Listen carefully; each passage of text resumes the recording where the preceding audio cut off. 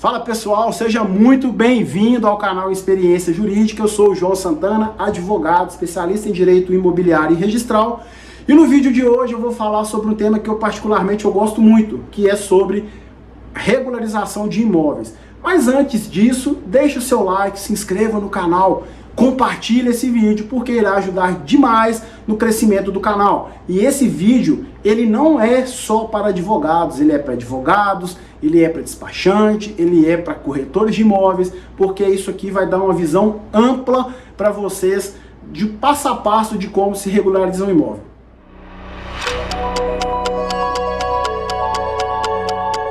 Bom, vamos lá. Quando se fala em regularização de imóveis, o que vem na nossa cabeça é que o imóvel é clandestino. Pô, você está querendo regularizar o imóvel, isso aí não está certo não, esse imóvel não existe, né? E não é bem assim. Existem duas formas de você regularizar um imóvel. A primeira forma, não necessariamente uma tá na frente da outra, tá? São duas formas. Você pode regularizar ele pela via administrativa, e essa via administrativa ela é bipartite, né? Ela tem a questão na prefeitura, a regularização da prefeitura, e em seguida a regularização no cartório, tá? De registro de imóveis. E uma outra via é a via do poder judiciário, que às vezes a regularização do imóvel pode ser, no caso aí, um uso capião, mas eu não vou entrar nesse caso, tá? Eu vou dar um exemplo aqui na aula de hoje sobre uma regularização de imóvel quando você compra um lote vago. Tá? E como é esse passo a passo até para você, quando você finaliza uma obra nesse lote que você comprou vago. Tá? Então esse aqui é o tema que eu vou me ater nessa aula, tá bom? Então vamos lá. Primeiro passo para você regularizar um imóvel é ter um imóvel. Claro, né, João? Óbvio. Só que você pode ter um imóvel através de uma promessa de compra e venda, que é aquele contrato que você vai pagando parcelado aquele imóvel. E nessa promessa de compra e venda, pode haver previsão que o comprador ele pode emitir-se na posse imediatamente e construir com a autorização do vendedor. Então, não necessariamente você precisa ter o registro do imóvel em seu nome para que você possa ir para o segundo passo. E qual que é o segundo passo? Se você quer construir, você tem que pedir autorização para o ente municipal para construir, para a prefeitura. E essa autorização na prefeitura para você construir, você tem que preencher os requisitos que a prefeitura exige para isso. E um dos requisitos básicos que todas as prefeituras do Brasil pedem é o quê? A planta daquela construção, daquele imóvel que você quer construir. E essa planta ela tem que ter uma ART, uma anotação de responsabilidade técnica do engenheiro que assinar a planta, que elaborar a planta, né, que desenhar, né, não elaborar, desenhar a planta. Você vai ter que recolher as taxas aí que cada prefeitura exige, e a prefeitura, algumas delas, vão até fiscalizar no local se aquela planta ali é compatível com o lote que você comprou, enfim. Pode ser também que as prefeituras só analisem aquela planta apresentada lá e os demais documentos e pode chancelar a autorização para você construir. E essa autorização para você construir, ela é chamada de alvará de construção ou alvará de licença, tá? Dependendo a cidade ou o estado. E esse alvará de licença, ele está dando um ok. Olha, a sua planta aqui que você apresentou e a documentação que você apresentou perante a prefeitura está ok. Segue aqui uma autorização, uma licença para você construir. E aí você vai lá, constrói, contrata pedreiros, né? Seja CLT ou seja empreitado, contrata pedreiros e constrói a casa. A tão sonhada casa própria. Construiu. E aí, João, construí. Você construiu, então você vai ter que informar depois para a prefeitura, terceiro passo, que você concluiu a sua obra. E aí, a prefeitura vai checar se você construiu exatamente nos termos da planta que você apresentou anteriormente para a prefeitura.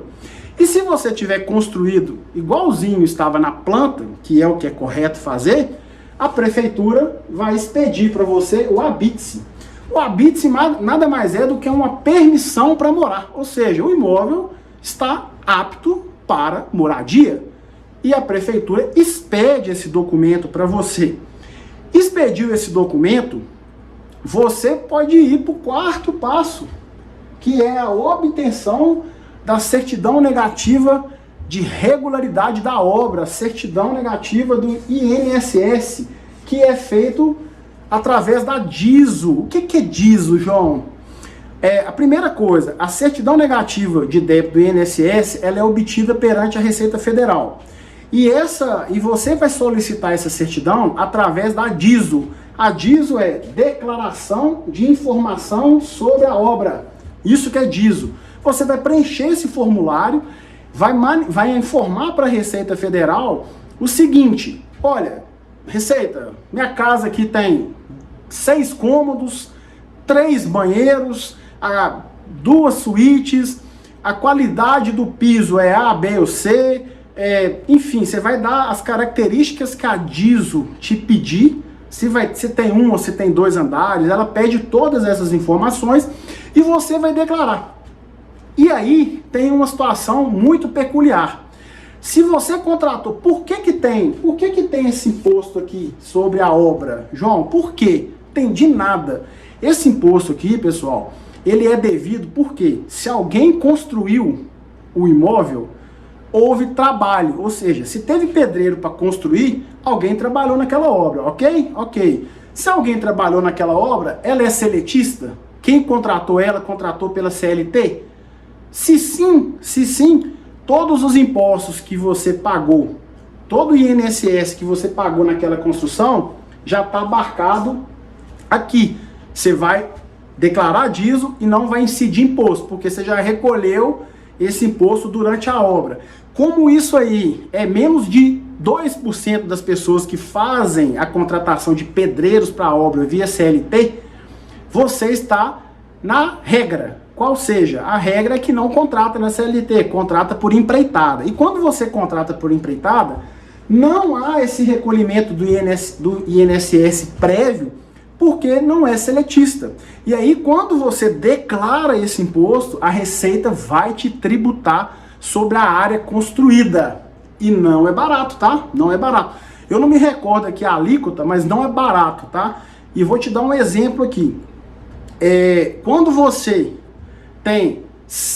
vamos supor que o seu imóvel aqui, você está no passo 3, mas o passo 4 aqui, você está com receio de dar entrada no DIS e pagar uma fortuna para a Receita.